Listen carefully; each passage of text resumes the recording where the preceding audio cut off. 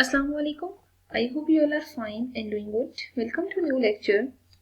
Here we will do some questions in which we will apply cube roots of unity. ठीक है, और the properties of cube roots of unity. तो ऐसा करना है कि for the evaluation हम एक question consider करते हैं जिसमें हम proper simplify करेंगे. ठीक है, तो यहाँ पे आप देख सकते हैं कि जो टर्म मैंने ली है वो कुछ इस तरह से है omega raise to power 29 plus omega raise to power minus 15. ठीक है, इसको हमें सिंप्लीफाई करना है. अगर हमने सिंप्लीफाई करना है तो first of all omega raise to power 29 plus omega raise to power minus 15 है ना, इसको हम पावर को पॉजिटिव कर लेते हैं. ठीक है, इजीएस्ट वन यही होता है कि पावर को पॉजिटिव कर लें. आप 29 को देखिए तो ये मल्टीपल ऑफ 3 नहीं है. इट मीन्स आप इसमें 27 को अलग कर लें और ओमेगा स्क्वायर को अलग कर लें और यहाँ पे ओमेगा क्यूब की पावर डायरेक्ट आपको मिल जाएगी 5. ठीक है, क्योंकि 15 is the multiple of 3. It means omega cube raise to power 9 आप लिख दें. ठीक है, और साथ ओमेगा स्क्वायर लिख दें और यहाँ पे आप 1 पुट कर दें तो 1 raise to power 5 is again 1. ठीक है, तो ओमेगा क्यूब इज 1. तो यहाँ पे आप ओमेगा स्क्वायर प्लस 1 लिख दें. तो ओमेगा स्क्वायर प्लस 1 को ना मजीद हमने आइडेंटिटी वाइज सॉल्व करना है. तो 1 प्लस ओमेगा स्क्वायर का आंसर 0 के इक्वल है. तो यहाँ से आप 1 प्लस ओमेगा स्क्वायर की वैल्यू निकालें तो माइनस ओमेगा की इक्वल आ रही है. तो यू कैन से हियर कि सिंप्लीफाई करने के बाद यहाँ जो वैल्यू है माइनस ओमेगा की इक्वल है. ठीक है, अब अगर आप पुट करना चाहते हैं तो ओमेगा की वैल्यू मजीद पुट करें तो minus 1 plus minus square root plus में सिर्फ ओमेगा की वैल्यू होती है. ठीक है, plus square root 3 iota upon 2 है. ठीक है, बाहर वाले नेगेटिव साइन की वजह से साइन चेंज करेंगे तो आप यहाँ पे ये आंसर लिख दें. ठीक है, दिस इज सोल्यूशन. मजीद एक क्वेश्चन ट्राई करते हैं और उसको भी हम इसी मेथड से सिंप्लीफाई करते हैं. आपको अगर ये कहा जाए प्रूव दैट, ठीक है, और प्रूव में जो कंडीशन प्रूव करनी है वो है 1 plus omega square 1 plus omega cube 1 plus omega 4 और 1 प्लस ओमेगा 8. ठीक है, up to 2n factors equal है 1 के. ठीक है, हमने इसको ना बेसिकली 1 के इक्वल प्रूव करना है.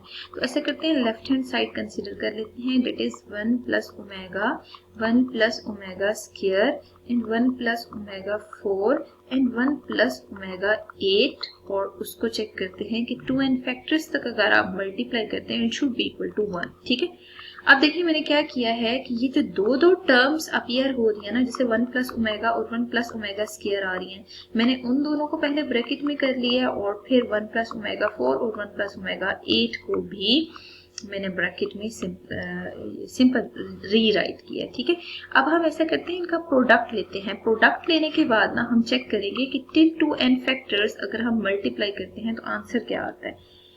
यहाँ पे हम मल्टीप्लाई करेंगे तो 1 प्लस ओमेगा स्क्वायर और प्लस ओमेगा से करेंगे तो 1 प्लस ओमेगा स्क्वायर आ रहा है. ठीक है, फिर अगले वाले फैक्टर्स जो दोनों हैं उनको मल्टीप्लाई करें तो 1 into 1 plus omega 4 plus omega raise to power 8 into 1 plus omega 4. ठीक है, सिंपल मल्टीप्लीकेशन करते हैं टिल 2n फैक्टर्स. ठीक है, 2n फैक्टर्स को हम एज इट इज लिखा रहने देते हैं.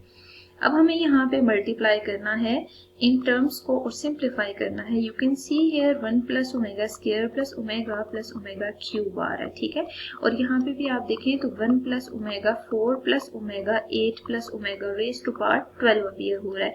बेसिस सेम हो तो पावर्स को एड अप करते होते हैं, तो उस लिहाज से आपने यहाँ पे 12 लिखा है. ठीक है, अब यहाँ पे ना सिंप्लीफाई करें. 1 plus omega square plus omega as it is आएगा और ओमेगा क्यूब को 1 पुट कर दें. ठीक है, अब आप इसकी पावर्स को सिंप्लीफाई करेंगे तो ओमेगा क्यूब और ओमेगा में स्प्लिट करें और ओमेगा 6 इंटू ओमेगा स्क्वायर में स्प्लिट करें और यहाँ पे omega cube raise to power 4 put कर दें. ठीक है, और up to so on till 2n factors लिख लें. ठीक है, अब आपने क्या करना है कि अगर सिंप्लीफाई हो रहा है तो सिंप्लीफाई करें मजीद. अभी ओमेगा की पावर्स मजीद सिंप्लीफाई हो सकती हैं. ठीक है, 1 प्लस ओमेगा क्यूब को 1 पुट करेंगे ना और dot omega as it is. ठीक है, और यहाँ पे देखें omega square power omega cube power square लिख दें और omega square as it is, और यहाँ पे ओमेगा क्यूब की जगह 1 पुट कर दें। तो हम चेक करते हैं कि इसका आंसर किसके इक्वल आएगा। ठीक है, यू कैन सी हियर कि यहाँ पे कुछ टर्म्स ऐसी हैं जो मजीद सिंप्लीफाई हो सकती हैं। तो अब ऐसा करती हूँ, मैं मजीद इसको सिंप्लीफाई कर देती हूँ जो टर्म्स सिंप्लीफाई हो सकती है। ठीक है, 1 प्लस ओमेगा स्क्वायर प्लस 1 लिख दें और यहाँ पे 1 प्लस ओमेगा स्क्वायर प्लस 1 लिख दें। ठीक है, टिल 2n फैक्टर्स हमने मल्टीप्लीकेशन करनी है। जो वर्ड है ना 2n फैक्टर्स, इनको जरा साथ साथ एज इट इज लिख देना है। अब देखिए हमें यहाँ पे आइडिया है by using property of cube root of unity 1 plus omega square is equal to 0।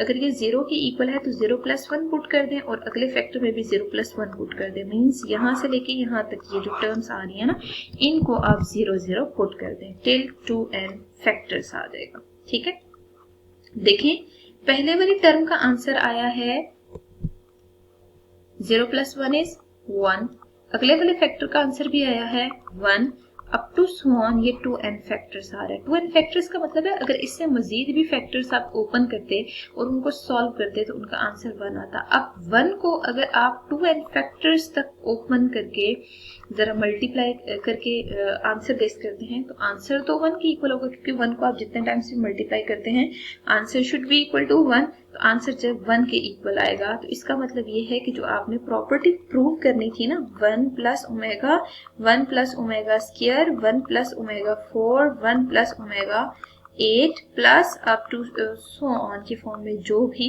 Factors यहाँ आगे मौजूद हैं उनको भी जब आप मल्टीप्लाई करेंगे तो आंसर 1 के इक्वल ही होगा। ठीक है, हेंस प्रूव्ड, आपने यही रिजल्ट प्रूव करना था।